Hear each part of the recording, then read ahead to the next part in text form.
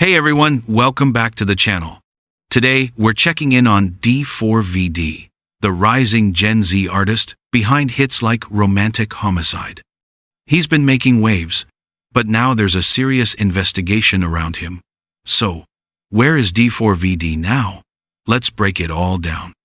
d4vd is a young singer-songwriter, real name David Anthony Burke. He gained fame through TikTok and viral singles, especially Romantic Homicide, followed by EPs, and in 2025, released his debut full album, Withered. He's been on tour across North America and Europe for that album. In early September 2025, authorities identified a decomposed body of a missing 15-year-old girl, Celeste Rivas, in the front trunk of a Tesla that is registered in d4vd's name.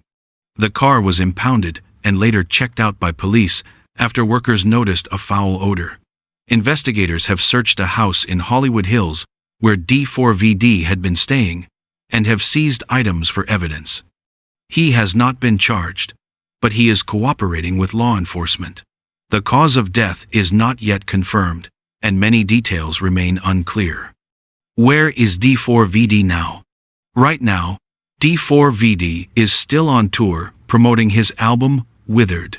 Some performances have been cancelled. For example, the Seattle show was called off. He hasn't made much public comment, but his team says he is cooperating with authorities. His schedule still shows upcoming shows in cities, including San Francisco and Los Angeles. While the investigation unfolds, he remains a public figure under intense scrutiny. This situation is developing fast, and there are a lot of unanswered questions around how that body ended up in a car under his name, what connection, if any, exists, and what this will mean for his career. For now, he remains on tour, still performing, but with a shadow over his name. What do you think? Should artists be held accountable even if nothing is proven yet, or just assumed innocent until then? Drop your thoughts in the comments.